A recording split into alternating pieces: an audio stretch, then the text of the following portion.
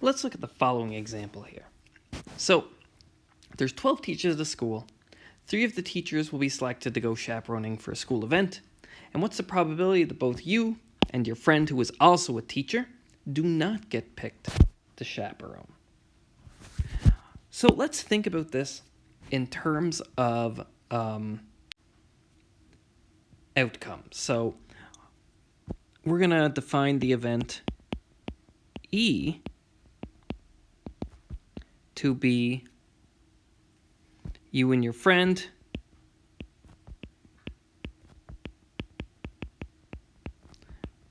do not get picked. So all outcomes where you and your friend do not get picked. So you can imagine I could draw a little diagram here. So suppose here's you and your friend, and here are the other 10 teachers. So an outcome that would be in the set E would be this teacher, and say that teacher.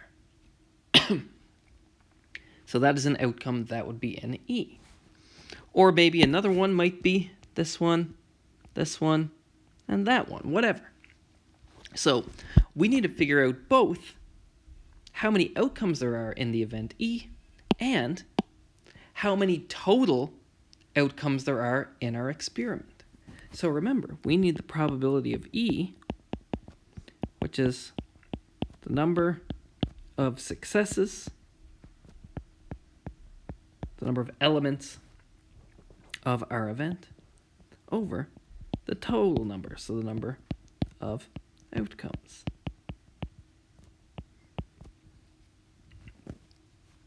So, let's think about this. What do we need to do here? Well, the number of total outcomes, well, they're selecting 3 teachers of these 12. And that sounds like a counting problem that we did previously. So let's talk about that first. Number of outcomes. So there's 12 teachers. And teachers will be in 2 different states. 3 will be selected, and 9 will be not selected. So the number of outcomes is going to be 12 factorial, since we would have 12 symbols. You could imagine we'd have 3 symbols representing being selected, maybe checks, and 9 symbols representing not being selected, maybe X's. And any arrangement of those 3 checks and 9 X's would give us new teachers that would be selected. So it's going to be 12 factorial divided by 3 factorial times 9 factorial. And that's going to be, and I'll leave this as an exercise for you guys to simplify this, but it ends up being 220. So there are 220 different possibilities for picking 3 teachers out of 12. 3 are selected, 9 are not. Okay, so we have that bit. Let's talk about how to determine the number of successes before we write it down. So if we think about it, what is a success? Well, a success is 3 of the other 10 teachers being selected. So we have to count how many ways there are of 3 teachers being selected out of these 10, because we don't want us selected. That doesn't count as a success. So let's talk about the number of successes. So the number of elements in our set E. Well, there are, again, very similar to our reasoning here, but instead of 12 teachers, remember, we don't want to be included in our set E. We don't get picked. Our successes are when we aren't picked. So there are only 10 teachers left. We still pick 3 of them, and we do not pick 7 of them. And similarly to before, I'll leave this as a little exercise. And you should get that this simplifies to 120. So the number of successes is 120. So our probability is 120 over 220, and we can simplify that. I see a common factor of 20. So let me divide top and bottom by 20. And I get that this simplifies to 6 over 11, which is roughly 54.5%.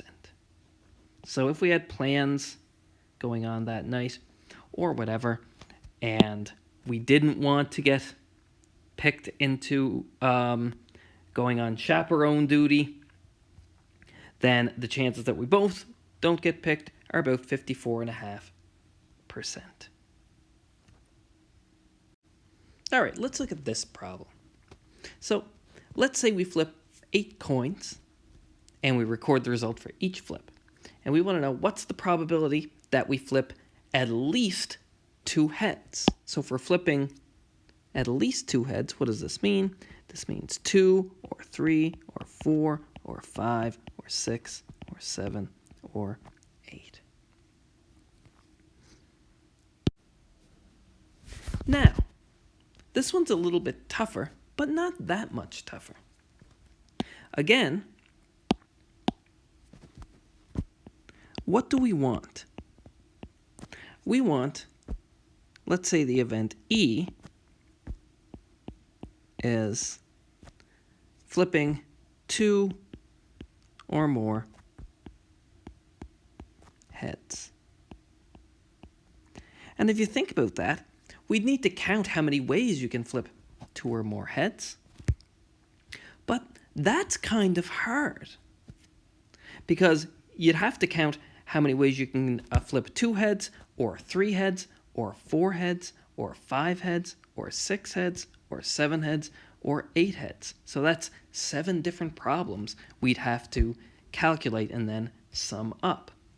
But what we can do is we make the following realization. Let me write this down. That the probability of flipping 2 or more heads, well, it might be easier to figure out the probability of flipping fewer than 2 heads, so 0 or 1 heads, and then just subtracting it from 1. So this is a little bit easier of a problem. This is, remember, that's the complement. So that means every outcome not in the event E. So if the event E is 2 or 3 or 4 or 5 or 6 or 7 or 8 heads, then the complement is going to be everything but that. So 0 or 1 head. And that's a little bit easier. We only have to count that in 2 different ways, and then we just subtract. No big deal at all. Okay.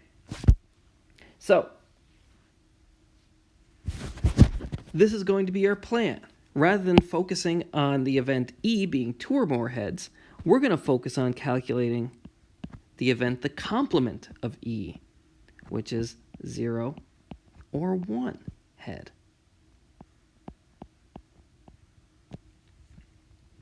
So this isn't too bad. Remember, we need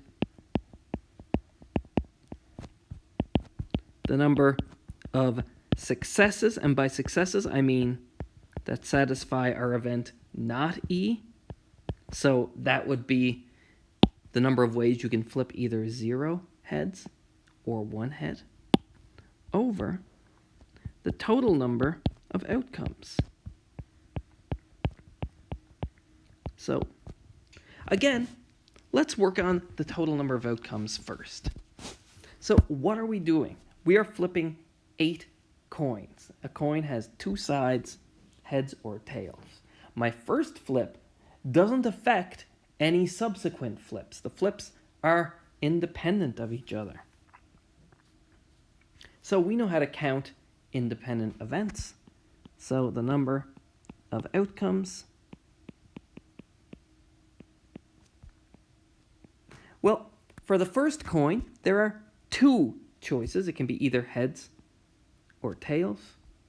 For the second flip, there can be two choices, either heads or tails. These are independent outcomes or independent events. So we just multiply the number of ways of doing it. And we keep going. There's the third, the fourth, the fifth, the sixth, the seventh, and the eighth coin. Each of them has two possibilities. So that is 2 to the power of 8, which you can check is 256.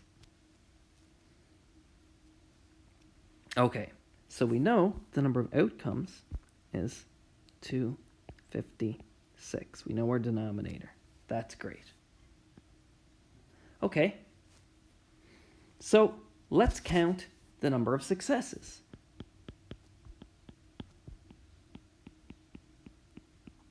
So we can think of this in terms of an arrangement of letters thing as well.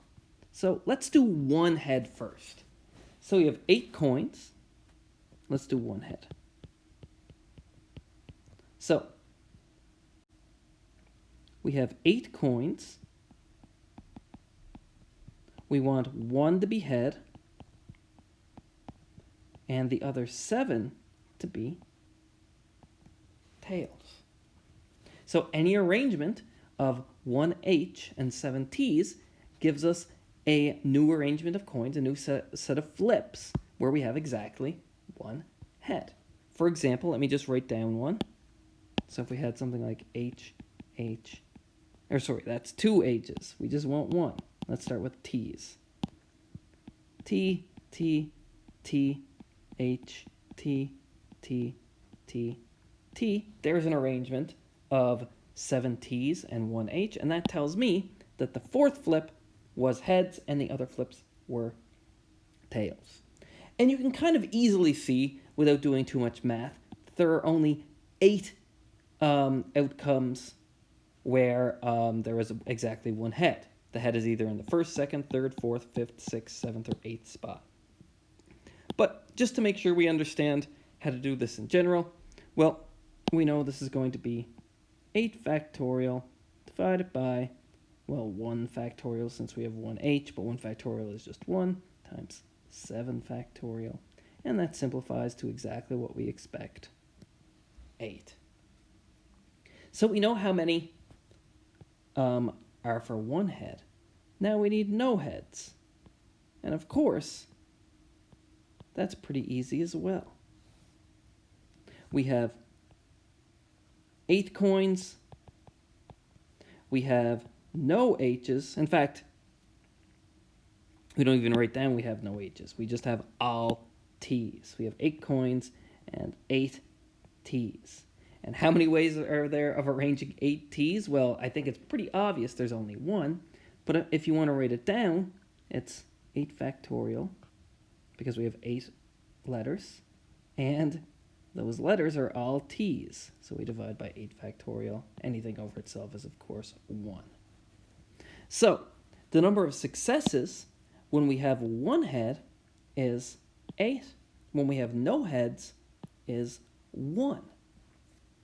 So the number of successes for the event, the complement of E, 0 or 1 head. And remember, flipping 0 heads, flipping 1 heads are mutually exclusive events. There's no way to flip both 0 and 1 head. So we can just add these numbers.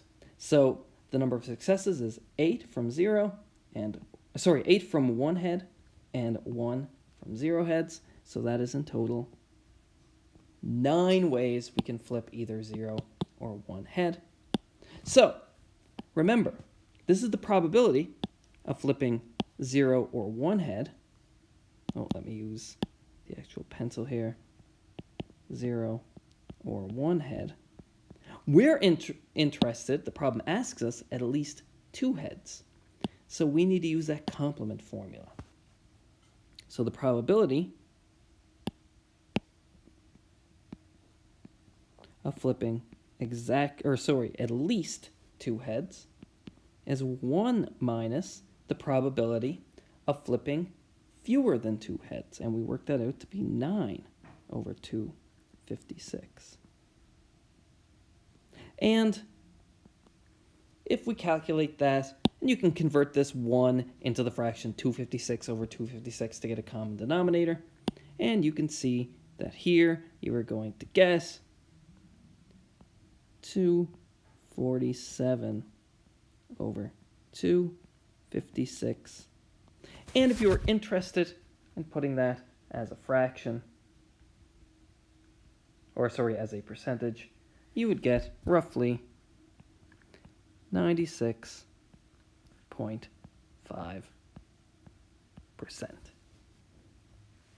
So again, looking for situations where it's easier to calculate the complement of an event is very advantageous. You could do it this way.